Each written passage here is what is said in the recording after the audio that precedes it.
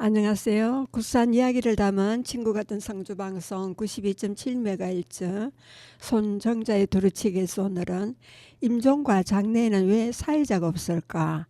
그리고 장례 풍습과 건조화 문구에 대한 이야기를 하려고 합니다. 먼저 임종에도 사회자가 필요합니다.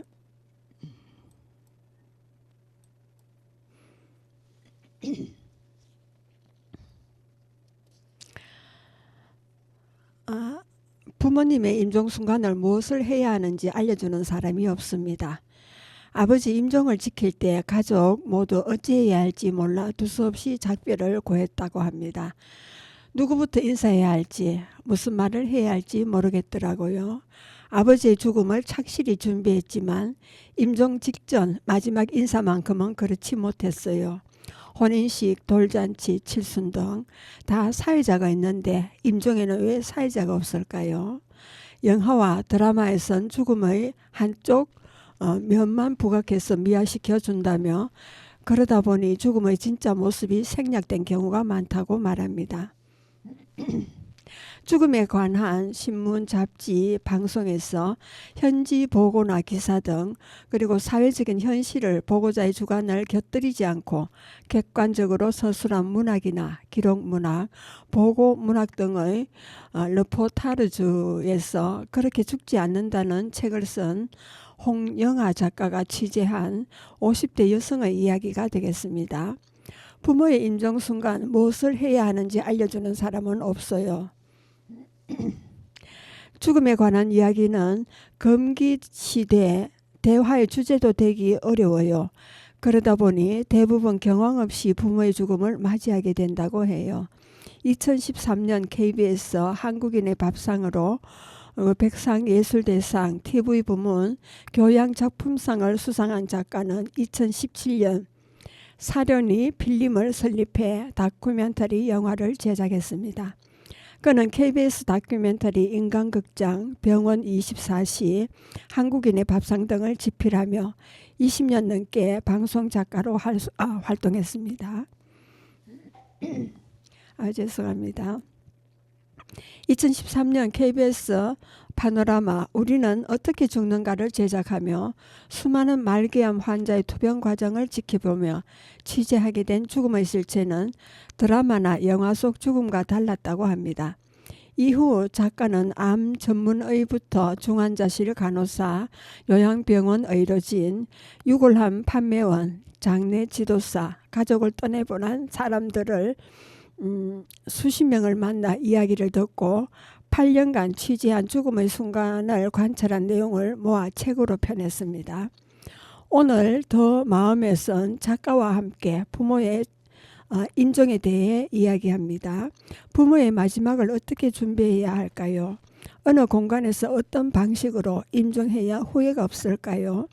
부모의 주치의와 잘 소통하는 방법은 무엇일까요? 꼭 알아야만 하지만 어디에서도 듣기 힘든 진짜 죽음의 이야기를 들려주고 있습니다. 병원에는 임종실이 없습니다. 그럼 어디에서 죽나요? 수많은 임종을 곁에서 지켜봤을 텐데 죽음은 어떤 모습으로 오나요? 돌아가시기 직전 유언을 남기고 숨을 가쁘게 쉬다 잡았던 손을 툭 떨구면서 죽는 장면인 드라마에서 많이 나오잖아요. 그런데 우린 그렇게 드라마처럼 죽지 않아요. 돌아가신 건지 살아계신 건지 갸웃할 정도로 죽음은 아무렇지 않게 갑자기 옵니다. 우리가 죽음에 대해 잘 모르니 드라마와 영화에서 죽는 모습을 보며 오해하지요.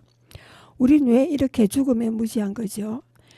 예전엔 병원에 입원해 있다가도 임종이 가까우면 집으로 모셔서 임종을 집에서 맞게 만든 게 당연했습니다. 그런데 지금은 임종이 가까우면 병원으로 옮겨 임종하게 되므로 병원과 장례식장으로 들어가 버렸습니다. 1990년대 아파트가 기하급수적으로 늘면서 장례 문화가 바뀐 거라고 하네요. 일상과 죽음은 점점 분리됐고 더는 죽는 모습을 볼 수 없게 되어 죽음에 대해 배울 기회가 없어졌습니다. 요즘은 부모님의 임종 대부분이 거의 병원 아니면 요양원입니다. 그나마 임종실이 있으면 다행인데 만약 없는 곳이라면 그때부터 조금 복잡해집니다. 임종실은 임종기에 접어든 환자가 보호자와 마지막으로 인사를 나누며 죽음을 맞을 수 있도록 마련한 병실입니다. 그런데 호스피스 병동이 설치된 의료기관을 제외하면 임종실을 운영하는 곳은 많지 않습니다. 대안으로 1인실을 생각해 볼 수 있지만 1인실은 건강보험이 적용되지 않아 비싸고 1인실 잡기도 쉽지 않습니다. 임종실도 없고 1인실도 잡지 못하면 어디서 임종을 하나요? 제가 보아온 임종은 일반적으로 환자가 입원해 있는 병실에서였습니다. 임종하면 즉시 영안실로 옮긴 뒤 임종자의 시트를 새로 갈고는 다시 다른 입원 환자들을 받더라고요. 새로 들어온 환자는 그 병상이 방금 사망한 환자의 자리라는 것을 모르기 때문에 아무렇지 않게 누울 수가 있죠. 그나마 임종 직전 병실에서 옮겨지는 곳이 바로 처치실인데 처치실은 간호 데스크 옆에 딸린 공간입니다. 물품을 쌓아놓거나 다인실에서 할 수 없는 붕대 교체 작업을 위해 마련한 곳인데 임시로 임종실처럼 사용하는 거죠. 병원 임종은 여기서 많이 이루어지는 병원도 있나 봐요. 다인실에서 임종할 수는 없나요? 만약 6인실에 있다고 가정해 보세요. 병실에 있는 사람들 모두 저희 부모님이 언제 돌아가시나 귀를 쫑긋 세우고 있을 거예요. 아무리 커튼을 친다고 해도 그런 상황에서 어떻게 부모님에게 허심탄회한 마지막 인사를 나눌 수 있겠어요. 게다가 다인실에선 부모님이 돌아가셨다고 펑펑 울면 안 되거든요. 그 공기가 병실 안으로 꽉 퍼지니까요. 다큐멘터리를 제작하기 위해 찾아갔던 요양병원에는 아예 대성통곡 금지 조항이 있기도 했습니다. 그리고 의사에게 쫄지 마시라는 겁니다. 죽음에 대해 잘 모르다 보니 경황 없이 부모님 임종을 하게 되는 것 같습니다. 제가 그렇게 죽지 않는다라는 책을 쓴 이유도 이유이기도 합니다. 보호자의 시선으로 보는 죽음 이야기가 필요하다고 생각했답니다. 우리 아버지는 이렇게 돌아가셨어. 너희 어머니는 어땠니? 이런 내용 궁금하잖아요. 그런데 어디에서도 알려주지 않습니다. 미리 알았더라면 좀 더 장례를 잘 치렀을 텐데 허둥대지 않았을 텐데 말이죠. 부모님 임종을 앞둔 분들에게 실질적이고 구체적인 정보를 주고 싶다고 했습니다. 책에 나온 의사를 향한 기계적인 믿음을 경계하라는 말도 그런 맥락에서 나온 말인가요? 네, 우리는 의료진이 시키는 대로 해야 부모님이 산다는 믿음이 있잖아요. 의사가 검사하자고 하면 안 하기도 어려워서 대부분 수락을 하죠. 그런데 어떤 검사는 죽음을 기다리는 노인에게 치명적으로 위험하기도 합니다. 사례를 보면 폐암 말기에 시한부 아버지를 둔 가족 이야기인데 아버님이 되게 낙천적이고 씩씩하셨대요. 잘 이겨내보자며 병원에 입원하셨는데 다음날 의사가 대장 내시경 검사를 해야 한다고 했습니다. 아버지는 장 청소를 위한 약물을 모두 마셨어요. 이 약물을 마셔본 분들은 얼마나 고통스러운지 알잖아요. 손발이 차가워지고 진이 다 빠지죠. 80살의 말기암 환자가 감당하기엔 너무 힘든 거죠. 딸은 이해가 잘 안 가서 의사에게 물었대요. 대체 말기암 환자가 대장 내시경 검사를 왜 해야 하냐고 말이죠. 근데 의사가 대답하길 그럼 안 하셔도 돼요 라고 하더랍니다. 안 해도 되는 검사였던 거죠. 꼭 필요하지는 않았던 거죠. 제가 만난 보호자들이 하나같이 하는 말이 있는데 의사에게 쫄지 말라고, 의사가 보호자의 나를 미워해서 치료에 최선을 다하지 않으면 어쩌나 하며 주눅들지 말라는 것이지요. 진짜 좋은 의사들 많거든요. 물어보면 다 설명해 줍니다. 의사의 말에 기계적으로 따라가지 말고 의사의 판단을 듣고 남은 가족들이 한 번 더 판단해야 합니다. 이건 특히 자식들이 잘 챙겨야 하겠네요. 맞아요. 환자인 부모님들은 의사에게 잘 물어보지 못합니다. 자녀가 물어봐야 하지요. 의사에게 당신의 아버지라면 이 검사를 추천하는지 물어보고 전문 용어를 써서 못 알아듣겠으면 적어달라고 하세요. 처방한 약 이름과 효능도 질문하고 임상적 효과가 나온 논문이 있으면 보내달라고 요구도 해보고요. 의사에게 질문을 많이 하면 좋은 점이 또 있어요. 부모님이 자식 둔 보람이 있네 하며 든든해 하신다는 것입니다. 본인이 하고 싶은 말을 자식이 대신해 주니까요. 의사가 하는 말을 다 못 알아들어도 이 정도의 연기는 괜찮지 않을까요? 합니다. 저희 아버지께서 인도암으로 수술을 받았습니다. 수술 후에도 입으로 식사를 할 수 있도록 하는 대신 후두를 막고 목에 구멍을 뚫어 숨을 쉴 수 있도록 하는 수술인데 수술 후로는 말씀은 하지 못한다고 했습니다. 이 사실은 저만 알고 수술실로 들어갔지요. 그렇게 하기 위해서는 식도를 연결하는 피부를 발목 피부를 두껍게 떼내어 식도관으로 연결하고 떼어낸 발목 피부가 재생하도록 허벅지 피부를 얇게 떼내어 발목에 이식하는 대수술이었습니다. 이런 수술이라 마취과 이비인후과 피부과 의료진이 참여하게 되었었지요. 입원실로 옮긴 뒤 경과를 지켜보며 회진을 하는데 이비인후과 의사선생은 운동을 해야 한다는 말을 했고 피부과 의사선생은 움직이면 더 날 수 있으므로 절대로 움직이면 안 된다고 했습니다. 환자인 아버지는 어느 과의 의사의 말을 들을지 몰라 가끔은 움직이기도 했는데 피부과 의사는 움직여서 피부가 더 낫다며 야단을 치고 간다고 합니다. 병문안을 갔을 때 제게 하소연하더라고요. 어떻게 해야 하느냐며. 그래서 다음날 회진 시간에 병실로 갔더니 마침 과장 선생님이 회진을 왔길래 이런 경우 환자는 어떻게 해야 합니까? 회복이 좀 더디더라도 환자의 마음을 헤아려야 하는 것 아닙니까? 수술로 인해 말씀하지 못하는 충격으로 불편함이 큰데 의사 선생님의 한마디가 얼마나 큰 영향을 끼치는지 왜 생각지 못합니까? 라 했더니 인턴에게 주의를 주겠다며 아버지께 죄송하다며 사과를 하고 갔습니다. 제가 의사에게 상황을 설명하고 의사가 아버지께 사과드리게 했더니 아버지의 힘 들었던 표정이 완전히 바뀌면서 편안해지더라고요. 딸인 저의 이런 행동이 아버지에게는 큰 위로가 되었던 것이지요. 그리고 부모님의 임종 꼭 지켜야 할까요? 입니다. 부모님이 죽음을 앞두고 있을 때 자녀가 꼭 살펴야 하는 게 있을까요? 암에 걸린 어머니를 호스피스 병동에 모신 딸을 만난 적이 있습니다.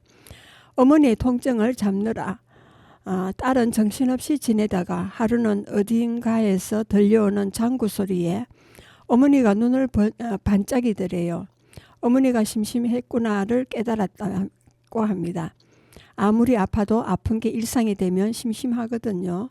딸은 어머니의 죽음을 두려워하느라 어머니가 어떻게 일상을 보내는지 까맣게 잊은 거죠. 많은 자식이 이 부분을 놓치더라고요. 부모의 임종을 지켜야만 자식의 도리를 다하는 거라는 믿음도 있죠. 부모의 죽음이 임박하면 임종을 지키려고 가족과 친척들을 저는 집합시키지 않아요. 저는 집합시키잖아요. 사실 그런 임종은 불가능에 가깝지만요. 한 할아버지가 유가족을 취재한 적이 있는데 할아버지 임종이 다가오자 의사가 가족들을 다 부르라고 했답니다. 각지에 흩어져 살던 자식들이 다 병원으로 와서 아버지에게 인사하고 쓰다듬고 손도 잡고 울면서 마지막 인사를 나눴죠. 그런데 하루가 지나도 아버지가 돌아가시지 않았습니다. 자식들은 당황해 장남이 의사에게 그래서 언제 돌아가신다는 거냐고 물었대요. 정말 아이러니하죠. 회사에 휴가 내고 온 자식, 가게 문 닫고 온 자식은 일상으로 돌아가고 평소 병시중 들던 막내딸만 남았는데 그날 새벽에 할아버지는 돌아가셨다고 합니다. 결국 막내딸 외엔 아무도 임종을 못 지켰지요. 임종 지키는 것이 쉬운 일이 아닙니다. 저희 아버지께 자녀들이 임종을 지켰으면 좋겠느냐고 물어봤대요. 그런데 임종 지켜서 뭐해? 라며 반문하시더라고요. 자녀들은 임종에 큰 가치를 두는데 꼭 그렇지 않아도 괜찮을 것 같아요. 오히려 부모님께서 살아계실 때 관계를 돈독하게 만드는데 더 중요합니다. 장례식장에서 제일 크게 우는 자식이 가장 불효자라는 말이 있잖아요. 돌아가시고 나서 잘 해드려 봐야 소용없지요. 제가 이태리 병원 영안실에서 입관하는 것을 보았는데 가족은 아무도 없었으며 임종자가 병원에 입원하면서 가져온 옷을 입히고 임시로 영안실에 두었다가 장례날 장의사가 관을 가져와서 그냥 시신을 끌어다 관에 쿵 하고 넣은 뒤에 관 뚜껑을 덮더라고요. 가족들이 시신을 찾아가서 장례하겠지요. 한 인간으로 살아온 삶이 이렇게 끝나는구나를 생각해 봤을 때 참 서글프다는 생각이 들었습니다. 그리고 우리나라 코로나 팬데믹 시기에는 가족을 만나지 못하고 외롭게 임종을 맞이해야 했죠. 임종 후 영안실로 옮긴 뒤 가족에게 연락해 주더라고 하더군요. 예, 그리고 임종에도 사회자가 필요하다는 겁니다. 임종에 사회자가 필요하다는 건 어떤 의미일까? 가족이 죽을 때 보호자는 그 순간 뭘 해야 할지 잘 모릅니다. 인사를 해야 하는지 울어야 하는지 쓰다듬어도 되는지 몰라 우왕좌왕하지요. 그런 걸 정리해 줄 사람이 필요합니다. 임종 순간 의료진이 함께 하거든요. 그래서 의료진이 사회자 역할을 할 수 있어야 한다고 생각합니다. 예를 들면 진행 멘트를 짜서 매뉴얼을 만들어 두는 거죠. 이런 매뉴얼은 의과대학이나 병원에서 별도의 교과 과정으로 진료진에게 알려주면 정말 좋을 것 같다고 생각합니다. 만약 의료진이 없다면 우리 가족 중에서 누가 그런 역할을 할 것인지 미리 생각해 두는 게 필요합니다. 아픈 엄마가 6개월을 못 넘긴다고 했을 때 한 명이 사회자를 맡아 가족의 스케줄을 잡아주는 거죠. 예를 들어 첫 달은 첫째, 다음 달은 둘째, 그 다음 달은 막내가 주관해 엄마를 돌보도록 하자. 그 한 달 동안 엄마와 어떻게 시간을 보내고 어떤 이야기를 나누자 같은 것들이죠. 임종이 급박해져서 돌아가며 한마디씩 하며 시간에 쫓겨 진짜 하고 싶은 말을 할 수 없습니다. 임종자는 죽음을 받아들이기까지 5단계가 있다고 합니다. 엘리자베스 키블러-로스는 많은 환자들의 임종을 지켜보면서 불치병 환자들이 죽음을 담담하게 받아들이기까지 5단계의 과정을 거친다는 사실을 알아냈습니다. 먼저 첫 번째는 거부입니다. 환자는 자기의 죽음을 거부하면서 자신의 삶이 예전처럼 계속되기를 바랍니다. 그는 치료가 끝나면 집에 돌아가겠다는 식으로 말합니다. 그리고 두 번째는 분노입니다.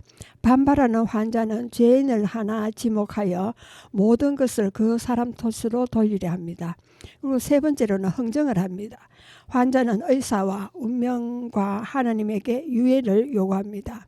이번 크리스마스 때까지만이라도 살고 싶어요 라는 식으로 날짜를 못 받기도 합니다.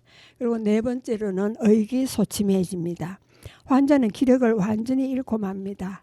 모든 걸 놓아버린 더 이상 싸울 의지를 보이지 않습니다. 그리고 5번째로는 수용을 합니다. 세상을 곧 떠나게 될 환자는 통증을 일시적으로 완화해주는 치료로 간신히 목숨을 이어가면서도 가장 아름다운 그림이나 음악을 요구합니다. 임종자의 마음은 누구도 알 수 없는 자신만이 겪는 순간이므로 복잡 미묘할 것입니다. 그럴 때 가족이 곁에 있어준다면 조금은 안정과 위로가 되지 않을까요? 또 죽음을 점칠 때 사용하는 마르세유 타로 카드에서 이름 없는 메이저 아르카나인 13번 카드는 죽음과 부활을 상징합니다. 이 카드에서 검은 밭에서 낫으로 풀을 베고 있는 살색의 해골 그림이 나와 있습니다. 해골의 오른발은 땅속에 묻혀 있고 왼발은 여자의 머리를 밟고 있습니다. 발 주위에는 3개의 손과 하나의 발과 2개의 하얀 뼈가 있습니다. 오른쪽 아래에는 노란색과 푸른색의 새싹이 나옵니다. 이 카드는 연금술사들의 유명한 표어 비트리오를 생각나게 합니다. 즉 땅속으로 들어가서 잘못을 바로잡으면 숨겨진 돌을 찾게 되리라는 뜻이 이 카드에 담겨 있습니다. 낫을 사용하여 잘못을 바로잡고 지나치게 자란 것을 베내어야 검은 땅에서 새싹이 다시 돋아날 수 있다는 것을 보여주는 것입니다. 이때부터 천사나 하늘나라의 상징으로 상징된 그림들이 나타납니다. 더 높은 차원이 개입하는 것입니다. 깨달음의 경지로 나아가기 위해서는 죽음과 부활의 단계를 통과해야 합니다. 이 단계에서 인간에게 심오한 변화가 일어나며 인간은 불완전한 존재로 죽지 않으면 다시 태어날 수 없다는 뜻입니다. 그리고 가족의 임종을 준비하는 일은 여행 계획 짜는 것 같다고 합니다. 단 한 번뿐인 여행인 부모님은 돌아가셔도 우리의 삶은 계속된다는 작가는 슬프고 그립고 보고 싶겠지만 이것 또한 삶의 여정이라고 생각한다고 말했습니다. 준비한다 생각하고 편한 마음으로 준비하라는 의미입니다. 저는 작년에 어머니가 갑자기 호흡곤란으로 응급실에 입원한 적이 있었습니다. 의사의 말로는 폐 기능이 다하여 보호자들은 어머니의 임종 준비를 하라는 말을 했습니다. 제가 가톨릭의 선교순으로 오래 있으면서 임종자를 보아왔기 때문에 즉시 임금 본당의 신부님께 병자 성사를 청하여 성사를 드리도록 했습니다.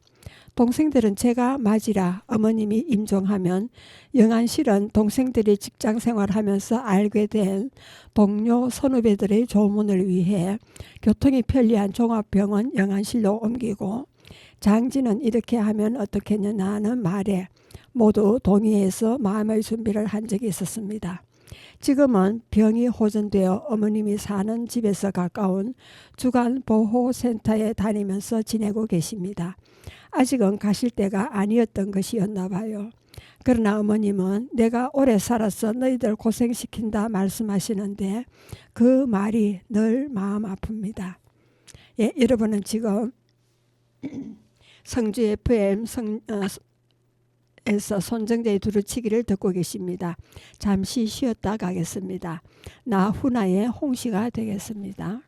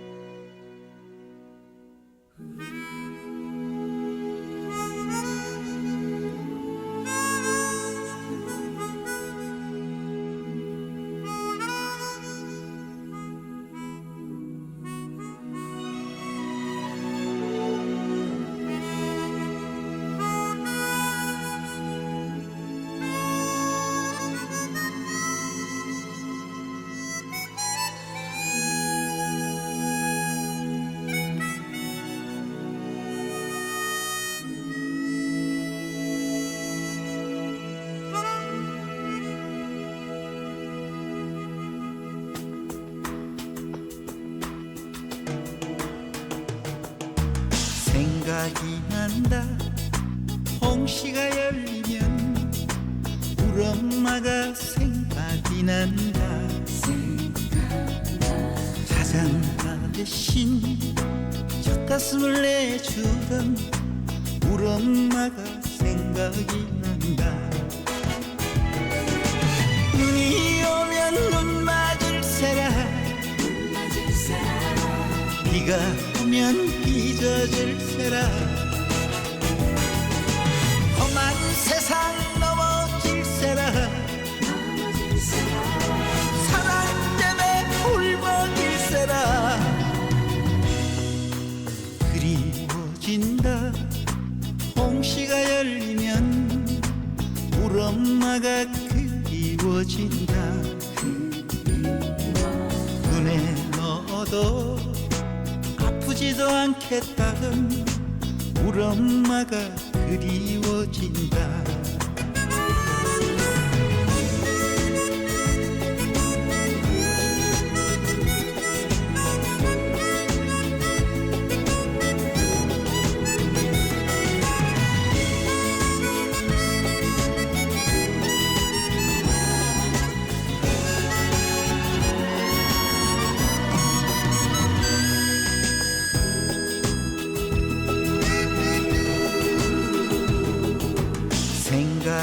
난다. 홍시가 열리면 우리 엄마가 생각이 난다. 배철이 치고 돌아앉아 우시던 우리 엄마가 생각이 난다. 바람 불면 감기 들세라. 안 먹어서 약해질세라. 힘든 세상 뒤처질세라. 사랑 때문에 아파할세라. 그리워진다. 홍시가 열리면 우리 엄마가 그리워진다. 생각만 해도 눈물이 핑 도는 우리 엄마가 그리워진다. 생각만 해도 가슴이 찡하는 우리 엄마가 그리워진다. 우리 엄마가 생각이 난다. 우리 엄마가 보고파진다.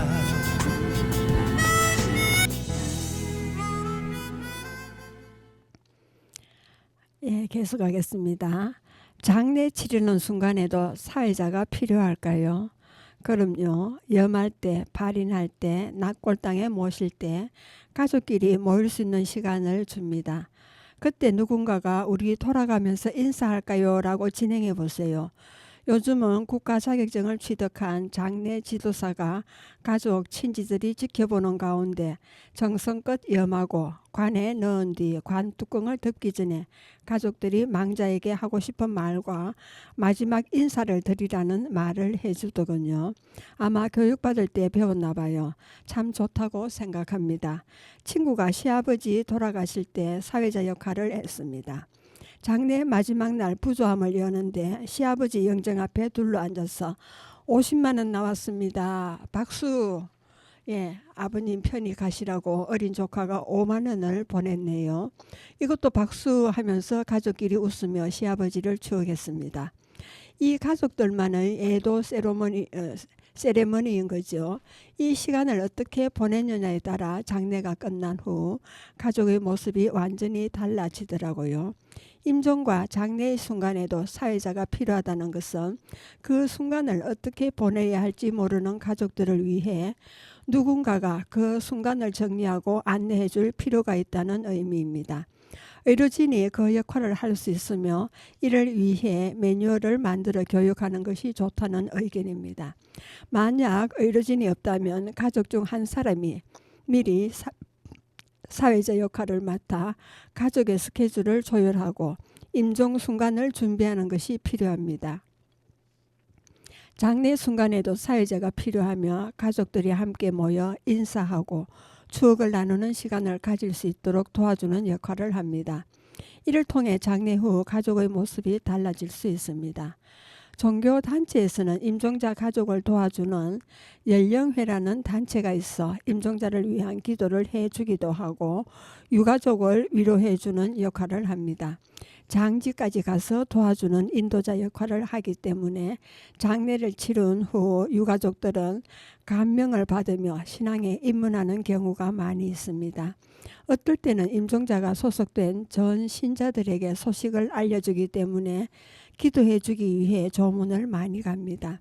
한 번은 신자 옆에 아무도 찾아주지 않는 영안실의 유가족이 이런 가톨릭의 좋은 모습을 보며 자기 가족 임종자를 위해 기도를 부탁하기도 했습니다. 살면서 아웅다웅했던 가족이라도 사후에는 좋은 곳으로 가시어 영면하기를 바라는 마음이지요. 그리고 장례입니다. 최초의 장례는 약 12만 년 전에 현생 인류인 호모 사피엔스와 함께 나타났습니다. 이스라엘의 나자렛 동남쪽에 있는 카프제 언덕의 동굴에서 무덤이 발견되었습니다. 고고학자들은 이 유적에서 현생 인류의 해골과 부상품으로 보이는 물건들을 발굴했습니다. 장례는 사후 세계에 대한 상상의 출발점입니다. 여기서 천국과 지옥과 이성의 삶에 대한 심판이라는 관념이 나타났고 나중에는 종교가 생겨났습니다. 인간이 다른 인간의 시신을 쓰레기터에 버리던 때에는 죽으면 모든 게 끝나는 것이었습니다. 그러나 인간이 먼저 세상을 떠난 다른 인간에게 특별한 대접을 해주게 되면서 종교심뿐만 아니라 경이로운 상상의 세계가 태어났습니다. 죽은 이들에 대한 숭배입니다. 어떤 문명이 지혜로운 문명인가 아닌가를 가늠하는 첫 번째 요소는 숭배입니다. 인간이 시신을 쓰레기와 함께 버렸던 시절은 짐승이나 다름없었습니다. 그러나 인간이 시신을 매장하거나 화장하기 시작한 것은 문명사에 큰 획을 긋는 중요한 사건이었습니다. 죽은 자를 돌보는 것은 눈에 보이는 세계 위에 놓인 눈에 보이지 않는 피안의 세계를 상징하는 것입니다. 죽은 자를 돌본다는 것은 인생을 이승에서 저승으로 옮겨가는 과정으로 간주하고 있다는 것을 의미합니다. 모든 종교적인 행동은 거기에서 유래합니다. 조사된 바에 따르면 죽은 자 숭배가 가장 먼저 행해진 것은 약 7만 년 전 구스기 시대 중기의 일이었습니다. 당시 몇몇 부족들은 시신을 길이 1.4m, 너비 1m, 높이 30cm인 무덤 구멍인 묘혈에 매장하기 시작했습니다. 부족의 구성원들은 시신 옆에 고깃덩어리와 부싯돌로 만든 무기들과 고기와 사냥한 동물의 머리를 놓아두었습니다. 장례를 치르면서 귀족 전체가 함께 모여 식사했습니다. 개미 세계에서도 비슷한 일을 발견할 수 있는데 인도네시아에 있는 어떤 개미들은 여왕 개미가 죽은 뒤 며칠이 지나도록 먹이를 갖다 준다고 합니다. 개미들의 시체에는 올레산이 발산되기 때문에 여왕 개미가 죽었다는 것을 분명히 알 텐데도 그런 행동을 한다는 것은 놀라운 일입니다. 그리고 조상들의 매장 풍습입니다. 오늘날 묘지 형태는 최근에 갖추어졌습니다. 1800년까지만 해도 왕, 귀족, 장군, 사제 같은 유력 인사만 죽어서 개인 묘지에 묻힐 수 있었습니다. 프랑스의 경우 일반인은 안식의 들판이라 불리던 공동 묘혈에 묻혔습니다. 보통 너비는 10에서 30m 혹은 10에서 20m, 깊이는 5에서 10m에 달했던 거대한 구덩이에 2만 구 정도의 시체를 묻을 수 있었습니다. 묘혈 인부들은 알몸, 수의 차림의 시신을 간격없이 최대한 바짝 붙여 구덩이에 채워 넣습니다. 한 층의 시체로 차면 10cm의 흙을 덮고 다시 2층, 3층을 채우는 식으로 지표면까지 겹겹이 쌓아 올렸습니다.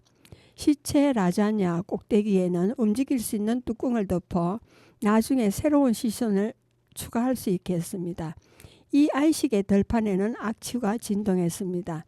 들어는 구덩이를 흙으로 덮은 다음 집을 짓기도 했는데 부패하는 살에서 내뿜는 가스가 폭발하여 집안이 내려앉는 사고가 일어나면서 외지의 카타콤에 이장하기도 또 해골 크기에 따라 카타콤에 분류되어 안치되었습니다. 그리고 북유럽의 신화적 장례 풍습입니다. 그들만의 독특한 신화와 전통을 반영하고 있습니다. 북유럽의 바이킹들은 전사들의 영혼이 발할라로 가기를 바라며 장례식을 통해 그들의 용명을 기렸습니다. 바이킹 장례는 주로 화장 또는 배를 이용한 매장으로 이루어졌습니다.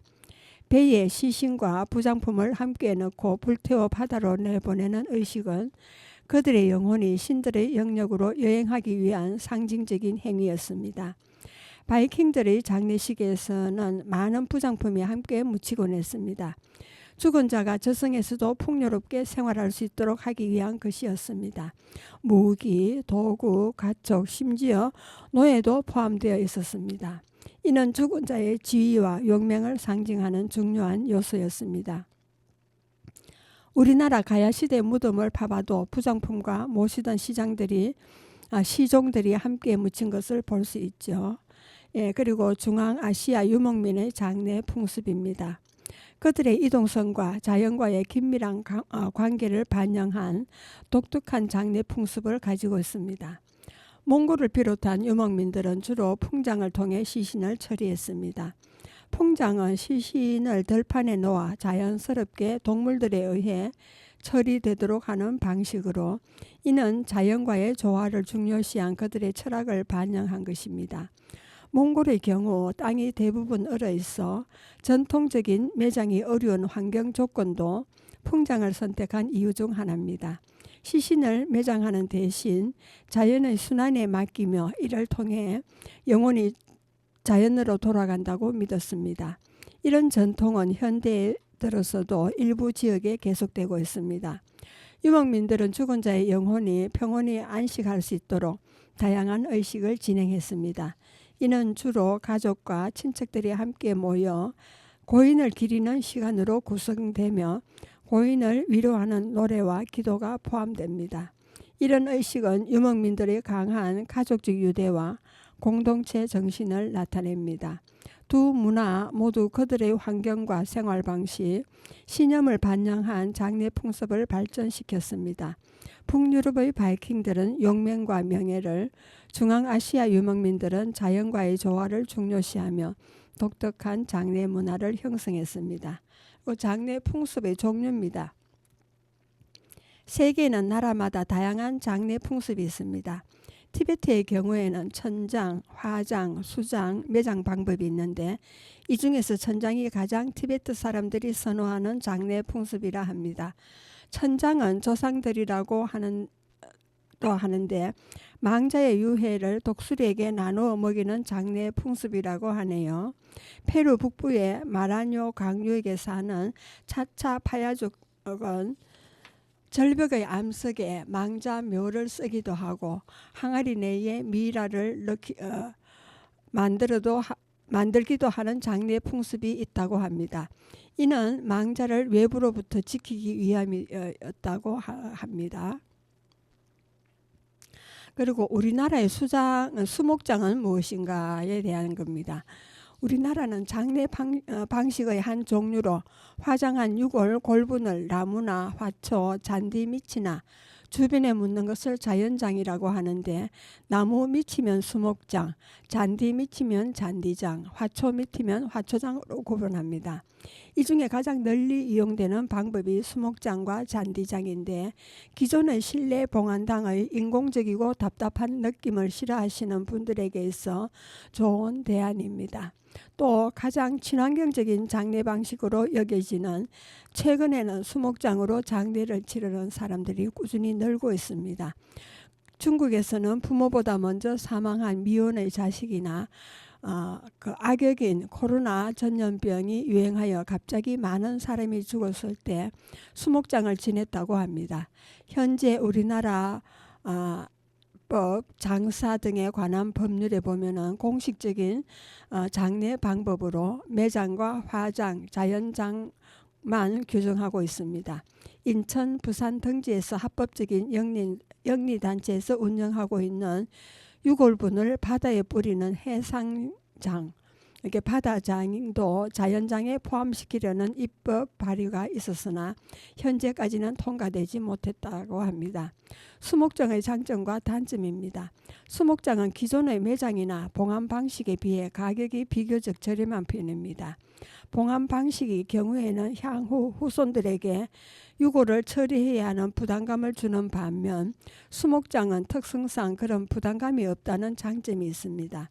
또 매장처럼 과도한 토지 면적을 요구하지 않고 봉안 방식처럼 과도한 성물이나 시설물을 필요로 하지 않기 때문에 친환경적인 장례 방식이라 할 수 있습니다. 수목장은 원래의 취지와 다르게 공원 묘지의 수목 장지를 이용할 경우 생각보다 비용이 많이 든다는 단점이 있습니다. 일반적으로 흔한 임야의 나무 밑에 묻는 것이 아니라 법규에 따라 허가받고 조성된 사설 자연 장지에 수목장을 해야 하는데, 분묘에 비해 크지는 않지만 일정한 면적을 차지하고 토지 사용 및 수목을 심고 관리하는 것에 대한 비용이 발생하기 때문입니다. 더구나 매년 관리비를 별도로 지불해야 하는데 최고급 추목의 경우 매년 수십만 원의 관리 비용이 발생되기도 합니다. 또 수목 장지의 위치와 면적, 수종에 따라 가격이 천차만별이라 충분한 조사가 필요하다고 합니다. 수목장 하는 방법과 유의사항입니다. 수목장을 하려면 반드시 망자를 화장해야 합니다. 화장 후에는 장사법 제10조 제1항 및 2항에 따라 유골을 묻기에 적합하도록 분골해서 땅속에서 자연적으로 분해가 가능한 용기에 담아 묻어야 합니다.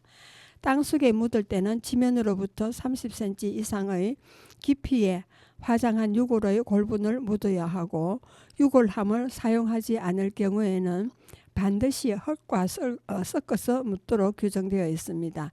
또 골분과 흙, 생화학적으로 분해가 가능한 용기 외에 다른 유품을 함께 묻을 수는 없습니다. 수목장은 2012년 8월 17일부터 금요일 밤 11시에 MBN을 통해 방영되다가 11월 15일에 극장에서 상영되는 대한민국 영화입니다. 풍장이란 무엇일까요? 망자를 매장하지 않고 옷을 입힌 채 관에 넣어 공기 중에 놓아두는 장례법으로 복장 또는 공공단체나 기관에서 주관하는 장례식으로 공장이라고도 합니다.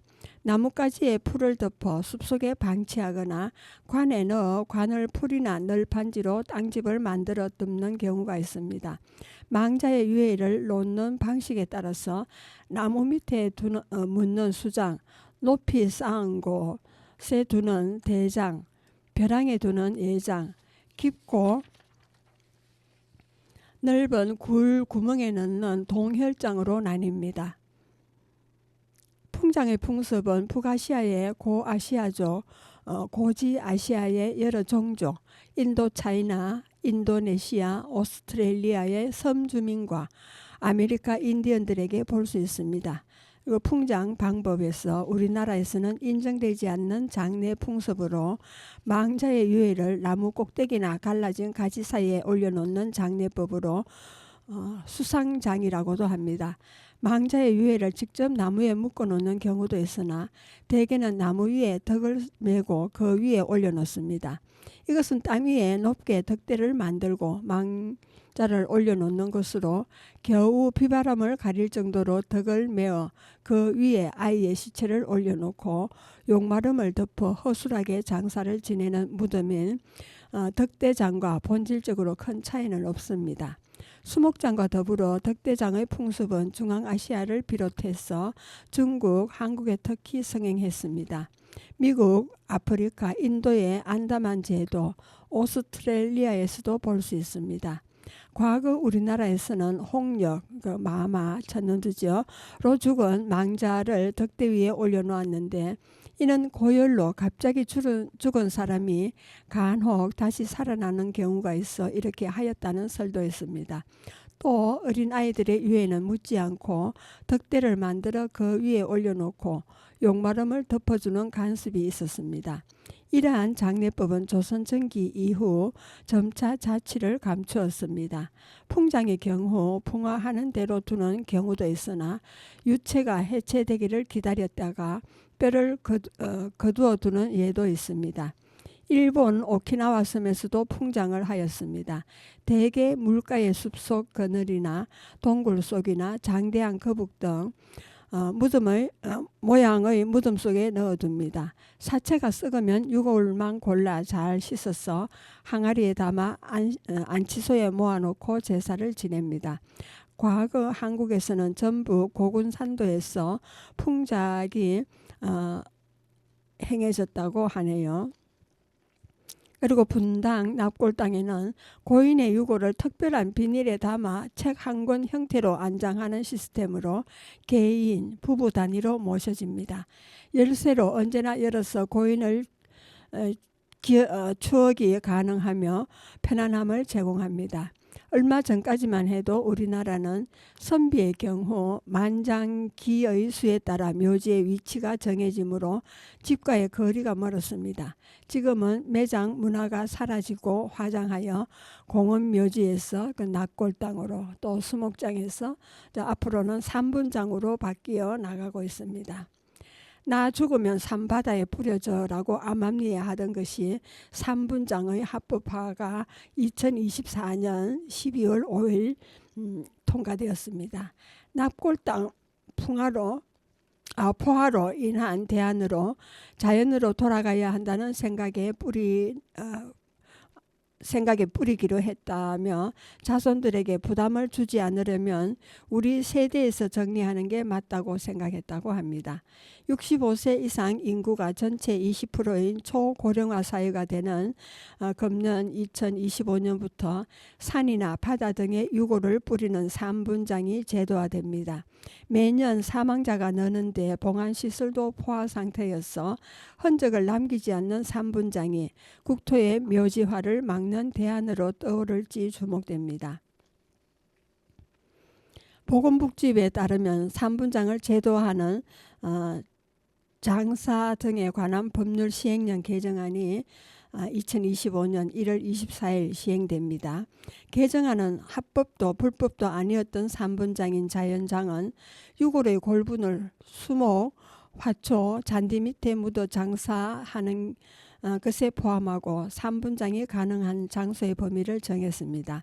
묘지나 화장시설, 봉안시설, 자연장진의 특정 장소나 해안선으로부터 5km 떨어진 해역에 화장한 유골을 뿌릴 수 있습니다. 그리고 현재 국민 10명 중 67명은 봉안당에 유골을 안치하고 있습니다.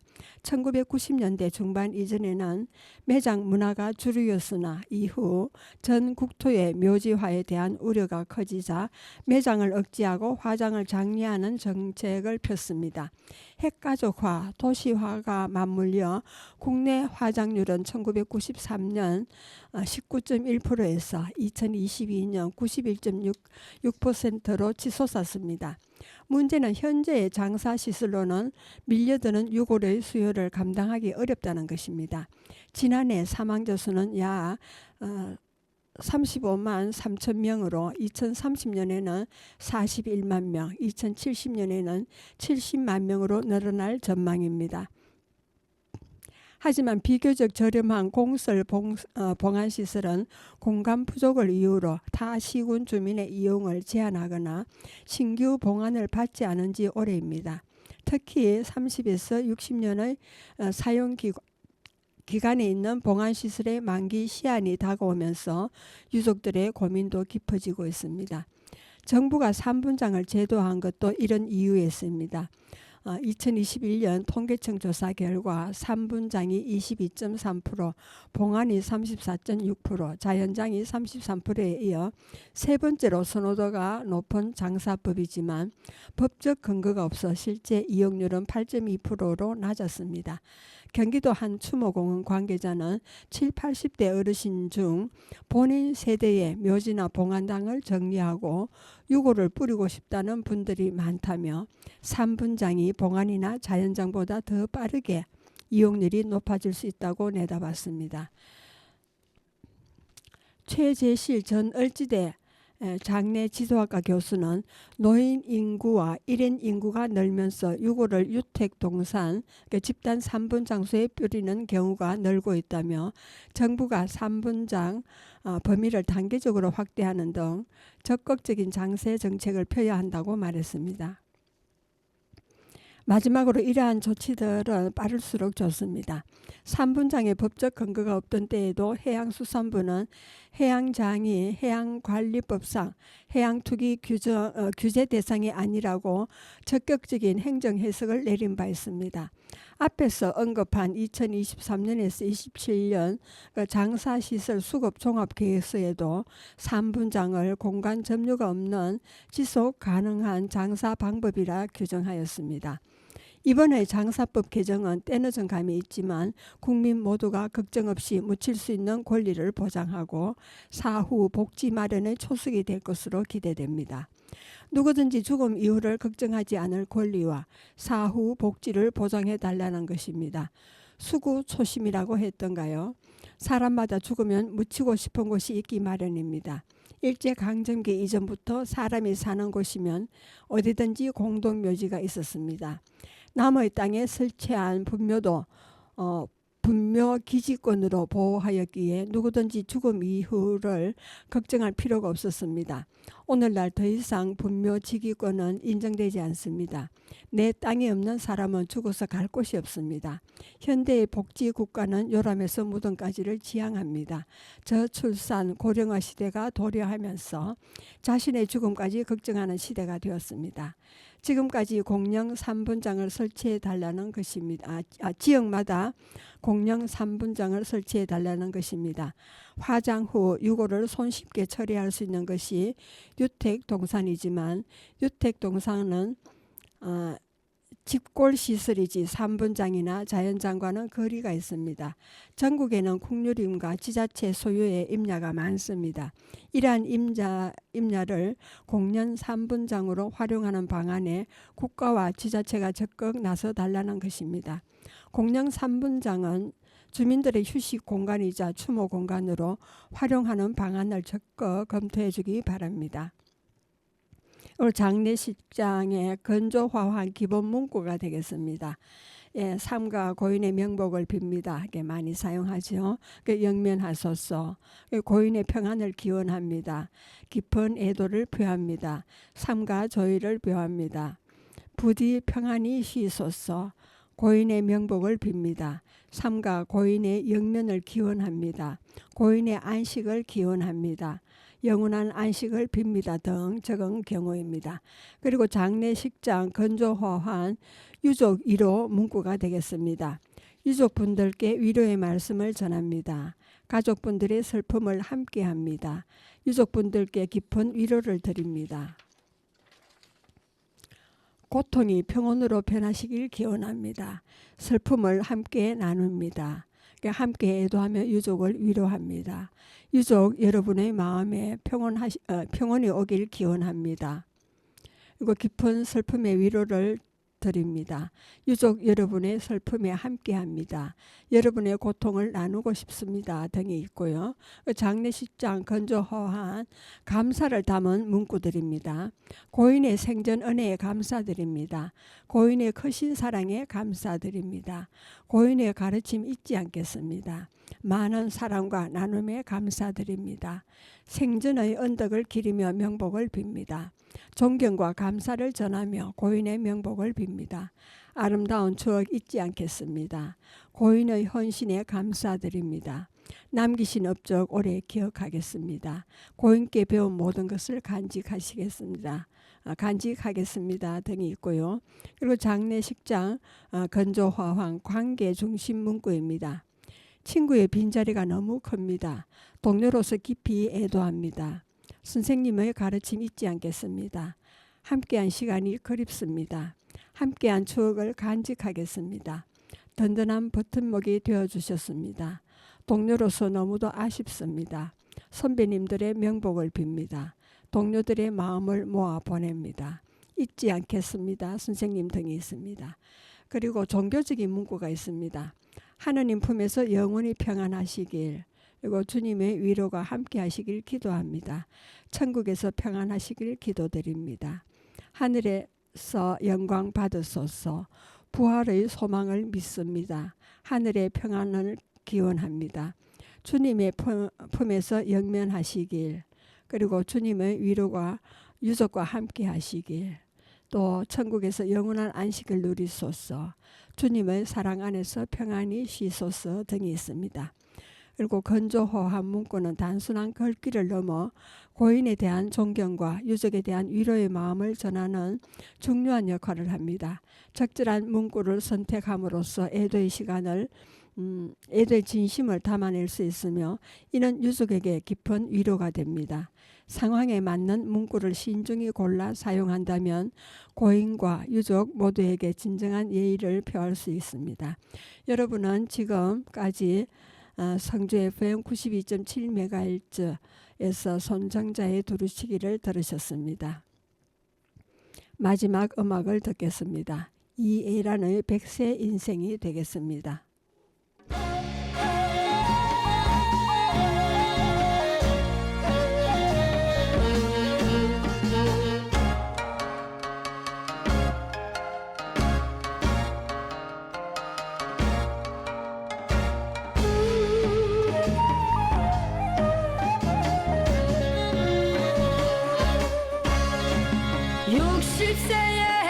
저 세상에서 날 데리려 오거든.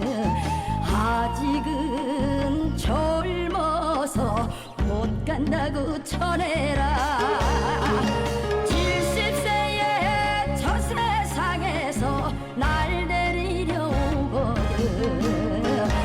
할 일이 아직 남아 못 간다고 전해라.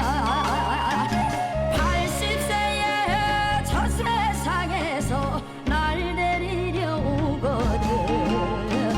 아직은 쓸만해서 못 간다고 전해라. 90세에 저 세상에서 날 데리려 오거든. 알아서 갈 테니 재촉 말라 전해라.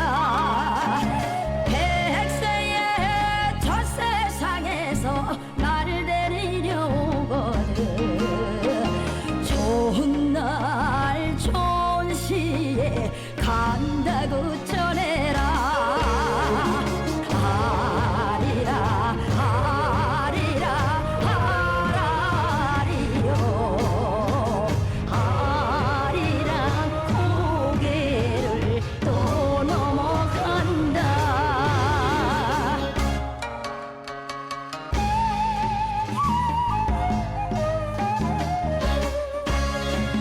80세에 저 세상에서 또 데리려 오거든. 자존심 상해서 못 간다고 전해라. 90세에 저 세상에서 또 데리려 오거든. 알아서 갈 텐데 또 왔냐고 전해라. 100세에 저 세상에서 또 데리려 오거든.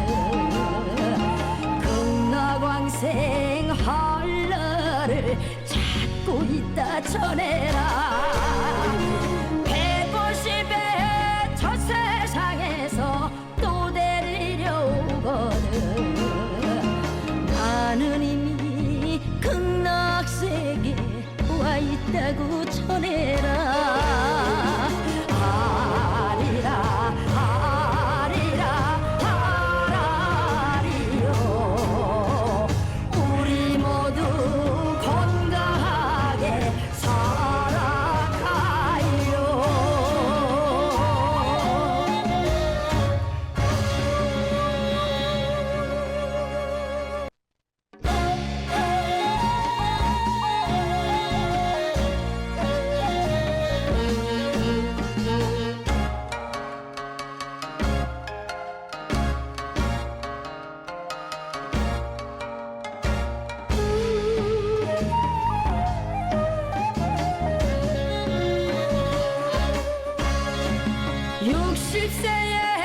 저 세상에서 날 데리려 오거든.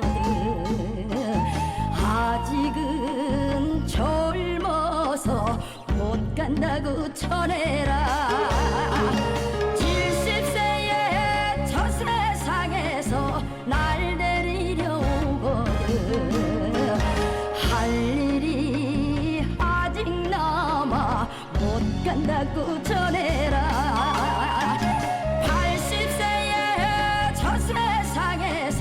날 데리려 오거든. 아직은 쓸만해서 못 간다고 전해라. 90세에 저 세상에서 날 데리려 오거든. 알아서 갈 테니 재촉 말라 전해서